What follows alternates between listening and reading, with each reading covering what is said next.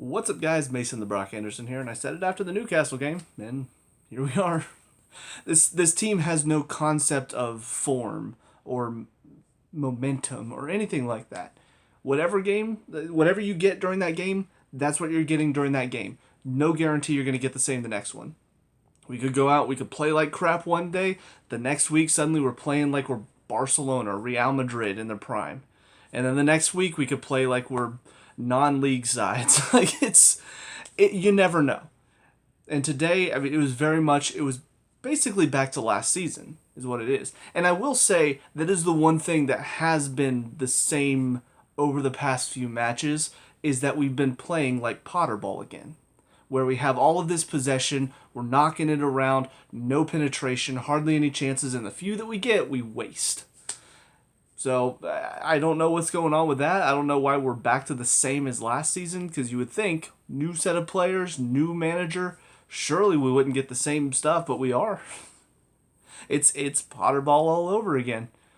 So yeah, I mean it's stupid. It's frustrating. I already did my screaming and yelling, so that's why I'm not doing it here, because I wanted to get it out before the recording started. But yeah, Pochettino, I do have questions about him today. I mean, this is the first time where I'm legitimately thinking he might not be the answer either. Because while obviously he's been given a tough run of, a tough group of things to deal with. You got a bunch of players which he probably didn't have a whole lot of say in, a bunch of players that don't fit together in one team well, a bunch of young, inexperienced, and sometimes stupid players as well. And then on top of that, you look at the injury list. Yeah, it's been a rough season for him to figure everything out. But that being said, I look at the team today, and he's been hindered by the fact that there's no Enzo, no Caicedo. However, Ugachukwu? You went with him? Why? And then second half, you're looking to change something. You're looking to try to win this match, and you bring on Badiashile after he assisted Newcastle in the midweek, and then he comes on, and guess what? He assists for the second goal. So why are you bringing him on? He's been awful. And I thought, good decision not to start, but then you bring him on in the second half. Why? Why would you do that? So yeah, for Pochettino today, he made some dumb decisions. Maatsen coming on. What's he going to bring you? Yes, Colwell's not been great, but at least he can physically keep up. Maatsen can't. And you're bringing him on when you need to score. Now granted, what does he have on the bench? Not much. He brought on basically everybody that he could have that should be starting outside of maybe Lavia. But he's just come back from injury, so maybe he doesn't want to risk him. That's fine. Don't just use a sub then. Like, don't just throw, Maatsen, go out there and see what you can do. We know he can't do anything. We've already seen that all season. We're chasing a goal. You don't want to just be throwing on players and hoping for the best at that point. If you're going to do that, let it be some young kid that we haven't seen yet and that the other team hasn't seen yet, and we'll see. But Maatsen, we've already seen enough from him to know he's not going to do anything for us. He's not going to help us out. So why are you throwing him out there? Outside of maybe you're trying to save Colwell's legs for midweek. But that's not enough of a reason. Because if we don't win this one, who cares if we beat Crystal Palace? Because we needed to win this one to give us a chance to possibly start moving up the table. Now we have to beat Palace, just hoping that we don't drop to the bottom half of the table again. So Pochettino, in my opinion, he's already kind of been on the hot seat just because obviously we're not performing well. But in my opinion, there's not really been any worry about his job so far, because he's at least kept us in and around middle of the table. He's been struggling with a lot of problems at the club with the players. I can't really say I've blamed him for much of this, and I don't feel like a majority of the fan base, those extremists that want instant success from a manager, obviously they've been calling for his head since, game week 5. But a majority of the fan base that's a lot more understanding, and even, people like me who, people would call me a pessimist, I'm more of a realist. I see that there's a problem here. I've not seen any reason for Pochettino to go. Today is the first clue, what's the word I'm looking for? Hint? No. Sign, I guess. Today's the first sign that Pochettino either he's not the answer or he's starting to get discouraged to the point where it feels like he's just, I don't even care anymore. Because, I mean, I'm the difference in the manager. Now, granted, not every manager has to be, up on the touchline shouting and all this stuff. But I'm seeing Gary O'Neill. I mean, he's passing notes every 5 minutes. Some of that is time wasting, yes. But he's trying to make sure they stay organized so they don't let us back in. Pochettino, I don't see him giving orders. I don't see him trying to get these guys, hey, come on, let's go, get them motivated. I don't see him trying to change things to try to affect the game. I see a guy who's sitting on the touchline that looks like, God, what am I even doing here? And I can't prove that that's what's going through his mind at the moment, but based on the look of it, that's kind of what it looks like. And, I mean, you look at the second half. I said this whenever Potter was in charge because it felt like every single time we came out second half, I wasn't sure what Potter was doing at halftime, but it felt like he was putting the guys to sleep because we always came out. We looked slower, we looked dull, we looked lazy. It was too easy for the other team to pick us apart. Today, Wolves came out. I'm thinking we need to get to halftime because Wolves are starting to grow into the game and we're starting to fade away. We're starting to let our heads drop, especially after that Sterling miss. Everybody looked like, God, here we go again. And it was getting a little scary. And I'm thinking, all right, well, halftime Poch he's gonna get into him a bit. He's gonna say, come on, guys, hey, pick your heads up. Let's go again. Yes, you missed it, Sterling. Pass it next time. Let's go again. Instead, it looked like he went in. I know, guys, this sucks, doesn't it? God. What are we even doing here? Why are we even playing football? Like, why even do this? Why go? It's Christmas Eve. Nobody wants to be here, right? I don't want to be here. Oh, God. You know what? Let's just go out there and let's just get through this 45 minutes. And let's just go home. Get ready for Christmas. That's what it felt like. Because second half, Wolves came out. They're flying. Corner. Save. Corner. Goal. Another corner. Another chance. I mean, they were all over us first 10 minutes of the second half. And we looked like we just wanted to die. We just wanted to lay down on the field, go to sleep, and die. Because that's what everybody's body language, everybody's work ethic, that's what it looked like. Nobody looked like they wanted to be there today. And that, again, I'm not saying it's all the managers. I mean, the players do have to get themselves in the mood, but the manager should be the one kind of, let's go. You guys are getting paid to be here. This is your job. Let's go. Go out there and work. And a lot of those guys, they didn't earn their wage today. So, anyways, that's enough about Pochettino. I'm not going to talk about the referee because, I mean, David Coote, he's one of the worst in the league. So, there's no point in talking about him because, of course, he was bad. But it's not like he was bad one way. He's bad all around. But he did miss, in my opinion, a couple. I mean, there was the one on Sterling when he's driving into the box. He puts in a challenge, I think it was on Toddy, who essentially falls down and then grabs Sterling as he's running in. But then, of course, Sterling just dives over his outstretched legs, so probably made it look worse.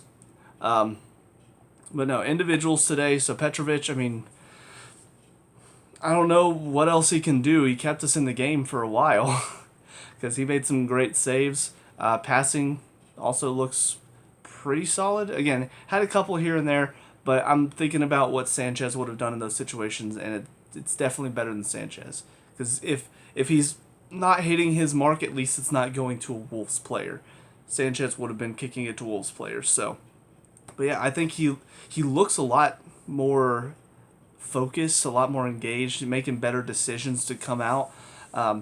I think he's a better option than Sanchez from what I've seen. So, in the back, you got Gusto on the right, and he's the same. He works hard. He lacks a bit of quality, though. And again, he's young, so maybe he'll grow into it. Maybe he'll get better. He shouldn't be. I don't think he's ready for this level, though. And granted, I don't think we brought him in to be the first-team option. But, of course, we've got one of the most injury-prone right backs in the league. So, I don't know what we were expecting. Of course he was going to get some time. But, yeah, he's just not ready for this level. So, he works hard. His crosses need to improve. But, I mean, too many defensive lapses and touches that go right to the other team. In the back, Disasi, same from him, up and down. Had some moments where solid defensive display, and then had some moments where he gives the ball away or gets turned too easily or doesn't pick up his runner. He's not a great defender. He's just okay. But again, I don't think he was brought in to be a starter. I think he was brought in if we needed some backup for, you got Chalaba, you've got Silva, you've got Fofana as three decent starters. Now all of a sudden Disasi is the starter because we're missing Chalaba and Fofana. Silva, I mean, I feel bad for him because he's made more mistakes today. I just don't think he should be playing 3 games in a row in 5 days? Was it 5 days? Or no, 7 days. What am I saying? Yeah, I mean, you got Sunday against Sheffield, you got Wednesday against Newcastle, and now you've got Sunday against Wolves. He played all 3 of those games, 90 minutes. I don't think he can do it anymore. And that's where, unfortunately, we've been dealt a bad hand in defense because we don't have the numbers to cover that. So he's somebody I still trust in the defense. Unfortunately, he's just not going to give you the best quality whenever he's been playing so much. And this is where I think about the fact that, what was his name, that played Humphreys? He played decently in preseason, would have been a decent backup option, and I think we loaned him out. And so now the only youth option we have is Gilchrist, who I don't really think is physically capable of playing in the Premier League. Yeah, it's frustrating. Colwill on the left, again, just more mistakes from him, more issues with his defending. On the ball, looked a bit better today than he did against Newcastle, but I'm just not happy with what I'm seeing from him. And a lot of it comes down to his decision making. Because there's so many moments, ball goes out wide, and you expect him, go step, go put pressure. And it's almost like, for some reason, ball goes out wide, he steps closer to the goal. He comes more inside. And so the player out wide, okay, I'll take this touch, set myself up, cross, here we go. It's so easy for them to cross it in because Cole backs off. How many times? And from the defensive coaching point of view, how are you not getting into him about this? How have you not watched the tape? What happened against Tottenham? What happened against, what was it? Brighton, I think it was, when he let the guy inside. How many times are you going to watch him, I'm going to back off this player and not step 2 and close down an angle until you finally say something to him? Until you finally say, hey, Levi, go.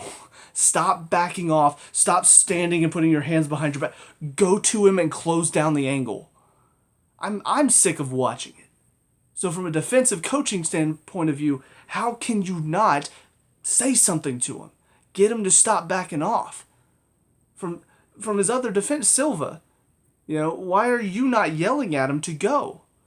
I don't get it. Every single time it happens, I'm yelling at the TV for him to go. Why is nobody else at this club telling him, go, step 2, close down? It's ridiculous. Because nobody else is stepping 2. The wing is not stepping 2. He's covering a drop ball right now. He's not back there. You're the one that has to go. Go. So it's one of my pet peeves at the moment. I'm sick of it.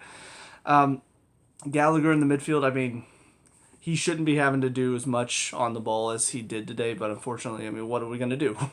We don't have any other options because Enzo and Caicedo are both out, so he has to be the creative force today because Ugochukwu is not going to do it for sure, and he's just not that.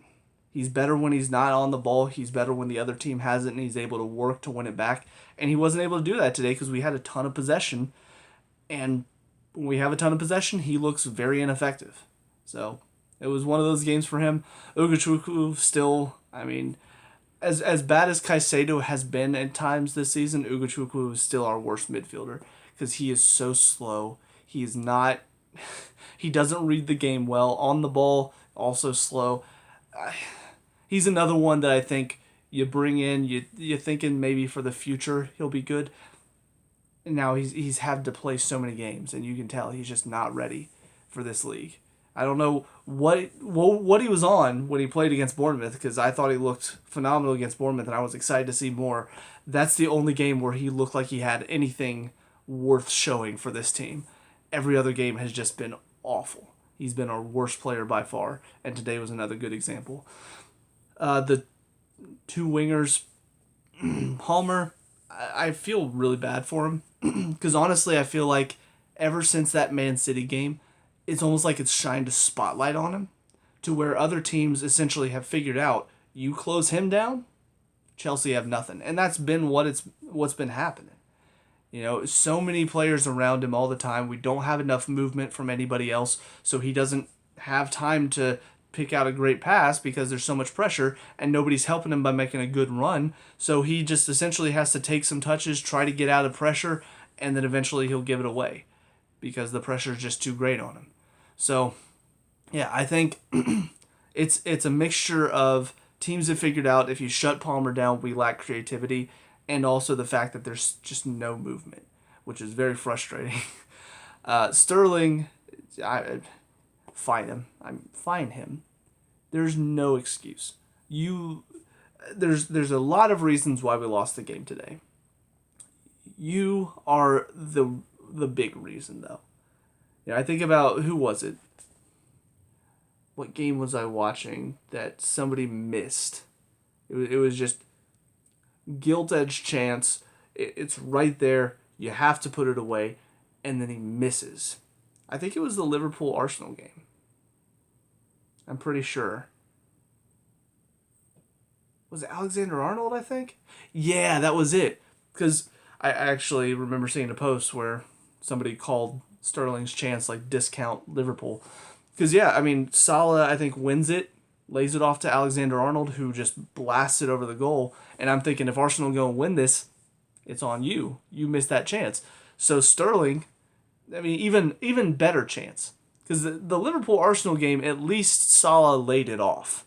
At least he made the decision to lay it off. It was just the guy that shot missed. Sterling, first of all, nobody else in front of you. It's just the goalkeeper. With Liverpool, he's passing to miss the defender, and then Alexander-Arnold has to score past the keeper. If Sterling lays it off, you've just got to miss the goal, is the only way you can waste that chance. But he chooses instead, I'm going to take a shot here. And not even that, I'm going to take a bad shot. I'm going to shoot it right at the keeper. There's no excuse there. There are no excuses to defend him. He made a dumb-ass decision, and we paid for it as a team. Because I don't know if anybody else saw this. You could see that moment, that's when Wolves started to turn. Because from that moment on, we hardly created a chance in that first half. It was all Wolves from that point on. That was the point where I was thinking we need to get to halftime so Poch can settle them down and get them back into this. Because that moment, it's a moment for Wolves to say, whoa, okay, we can't let that happen again. Let's focus. Let's get focused. Good job, Saw on the save. Let's go. And the crowd are now behind the team because they saw a chance that we wasted, and they saw an opportunity for them to hit us back. And for us, you could see everybody's heads just... And we have such a young, inexperienced, naive... What's another word? The source, help me out here. Every word that means that moment, they're not coming back from. That moment, we're not going to see the team rally and go, come on, guys, we got this. No, we're too young and inexperienced for that. We don't have those older, more experienced, more focused heads that are going to get into these younger players and go, hey, let's go. We have two that I think are capable of that. One of which is Silva, who, he's as good as he is. I don't think he's a vocal leader. I don't think he's the type to really get into players. And then Sterling is the other one that should be, considering his experience and how successful he's been, but he's the one that missed, and he's the dumbass that's going to be all about himself. So, yeah, no, there's no way we're coming back from that moment. So Sterling, in my opinion, should be fined for that moment alone. He set us up to lose this game. Again, granted, everything else that happened, it's not all his fault, but that moment right there, that sets us up to lose. So, yeah. I don't want to see Sterling again after that but we probably will because we don't really have many options past him. Broya and Jackson both up top. I mean, just nothing from either of them today. Jackson wasted chances. Broya wasn't working for the team. I mean, it was pathetic.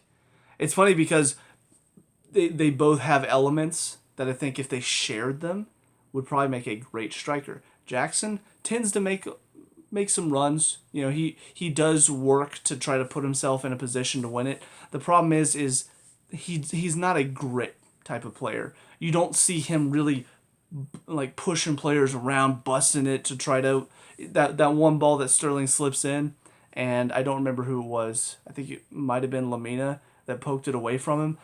But you see that moment where essentially he's through. If he just goes that extra little bit, if he pushes himself that little bit, maybe he throws his leg in front of the defender before he pokes it away. Maybe he gets clipped. Maybe he can go down and win a penalty. If not, maybe he manages to hold off the challenge and win the ball and go score. But he doesn't have that extra little bit of desire.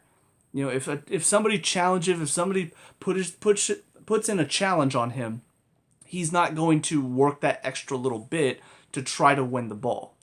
Broya has that. He has a little bit of grit to him. He has that fight to where if a defender puts a challenge on him, he's going to work to try to keep the ball. He's going to work to keep possession. Problem is, he doesn't move enough. He doesn't work hard enough to get in those positions. If he does, it's most of the time well out wide where a defender isn't really putting too much of a challenge on him. But most of the time, he doesn't put himself in a position where he can receive the ball, so he can work to hold on to it and keep possession for us. So it's like you got one striker who can receive the ball but won't hold on to it. You got another one that can't receive the ball, but if he did, he probably would hold on to it. It's a terrible position we find ourselves in when it comes to strikers because it feels like we just have nobody up top who's going to do anything for us. Now, granted, I didn't see this because I stopped watching after the second goal, but apparently Nkunku scored. And I know he kind of ended up, I'm pretty sure he became our front man once Jackson came off. So maybe he's the answer. Maybe he's the one that we need to have up top for now because Jackson and Broya just are not capable of getting the job done. Every single game. It's funny because Jackson scored against Sheffield and I remember the commentator saying something like, you know, maybe that'll be his motivation when Mudryk scored. Maybe that'll be his motivation. I never see these players, they score and suddenly it's like now they're banging them in because they just have that confidence now. It's like they'll score the easy tap-ins and then the next game they'll miss 3 easy tap-ins. Because every game, you're getting something completely different. You're getting an entirely new player every game because they can't keep that run of form going. They don't, again, no momentum from him. Let's see, subs that came on. So Nkunku and Mudryk were the first 2 subs on. Honestly, I'm surprised Sterling didn't come off, but Broya and Ugachukwu, not terrible subs to come off. Honestly, most of the team could have been subbed off at that point because nobody was playing well. But yeah, Mudryk, I mean, we're a goal down, so what do you expect? They're going to pack it in, which means there's no space to run, which means Mudryk completely ineffective. That's just how it is. So no defenders are knocking it down for him to easily tap in for this game. So he practically did nothing. Maybe he did something for the goal and I didn't see, but everything I saw, he was once again completely ineffective because we're subbing him in games where we're a goal down and teams are just going to pack it in against us in those moments. That is not where Mudryk is effective. That is not what he's capable of. We need him whenever we're fighting for a goal and they're fighting for a goal. They're stepping out. They're giving him space to run into behind him. That's where we need him. But we don't use him in those moments. And Nkunku, I mean, I liked what I saw from him. He wasn't... That final ball still wasn't there for him. Again, I don't know how the goal came about. I'll probably watch it later and see, you know, what happened to get that goal in. But, I mean, I like what I see from him so far. I think he's definitely got a lot more movement to him than what we've seen out of a lot of those guys up top outside of Palmer. So, yeah, I think once he's integrated into the team a bit better, once we see him more often, I don't know why you wouldn't start him next match. I think he's going to really help the team out. Because right now, again, all we have movement-wise is Palmer, but he's typically the one you want on the ball to play the ball to the guys that are moving. And we don't have that outside of him. So it's really frustrating in that sense. So if we have Nkuku moving up there as well, I think it'll allow Palmer, one, a bit more time on the ball because defenders will have somebody else to focus on, and also it will give Palmer an option to play to because he typically doesn't have much outside of just dropping it. And then the three that came on after Matty Wakey, I think he's overrated. Every time he comes on with a lot of energy, so I think it gets people excited to see more. I don't think he has the quality, though. And there were several moments where he looked okay, he did something well, and then his cross was overhit. Or he makes a bad decision on the ball. He looks to try to cut it back again, or it's his decision-making and his quality on the ball that are lacking at the moment. So maybe with game time that will come, but at the moment, all I'm seeing from him is just a lot of pace and energy, and that's not going to help us. And honestly, there were two moments, one which led to the second goal, where he just gave the ball away in midfield because he's trying to do something stupid on it. So those moments as well, I feel like you're not helping the team there. And then Badiashile, I mean, like I said, he was awful against Newcastle, gave them the goal, and then he comes on and he gives another goal away. Shouldn't be seeing him again. Granted, I know we're lacking in center back options right now. I know it's Silva, Disasi, and him because I think Gilchrist is the only other option unless you're going to slide Colwill in, but then who are you going to put at left back? Maatson? I don't think so. So I realize he's in there because we lack the numbers. However, I don't see how you can justify playing him again after that moment. I mean, he comes on the field, you got to be thinking, all right, nothing stupid, no more mistakes, nothing that's going to hurt us, and then he comes on and that. I mean, that is just, I know Disasi made some mistakes, Silva made some mistakes as well, but that is just, you essentially trapped the ball and said, here you go, striker, have a shot, go on then. I mean, how do you justify playing him again after that? I know, I mean, Trippier, obviously, he had 2 against Everton and 1 against us, and he's still playing. So I realize it's not the only player that makes a mistake and then still plays.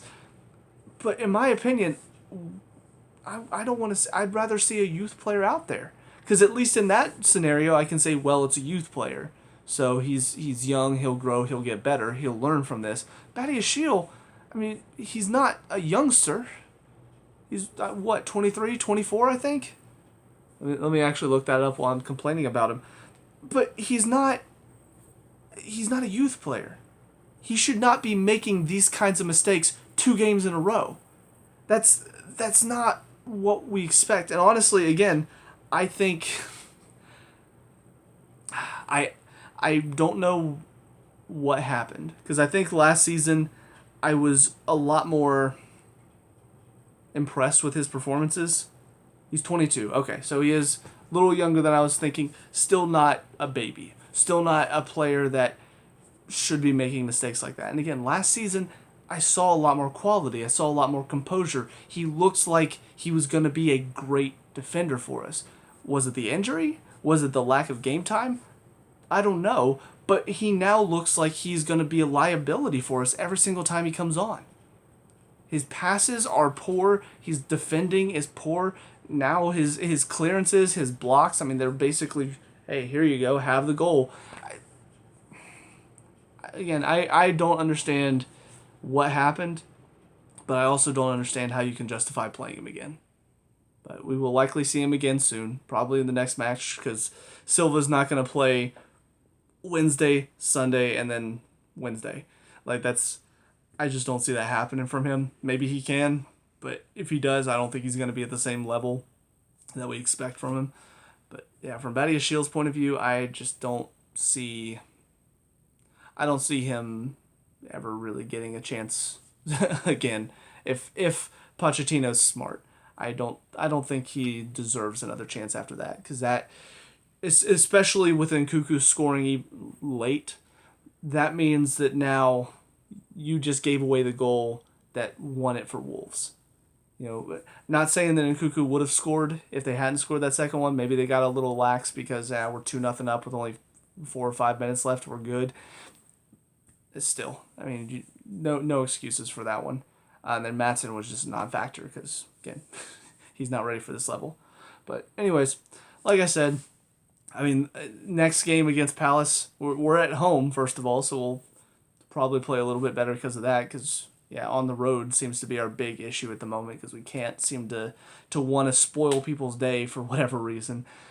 But, yeah, I mean, there's no telling what's going to happen next with this team. We could go out next game and absolutely dominate Palace, win 3-0, and everybody's once again raving about how we're back. Or we could go out and get crushed. Or we could go out and just play to a boring, dull 0-0 draw. Who knows? But I know today it was pathetic. My first questions about Pochettino are playing into my head, and my first time thinking that maybe he needs to be gone. I mean, there's a lot of problems today. Very frustrating. But we move on. So, with that being said, let me know what you guys think down in the comment section below. What were your thoughts on today's game? Let me know what you can talk about and discuss. All that good stuff. Leave a like and subscribe for future Chelsea reviews, and I'll see you guys in the next one. Peace out.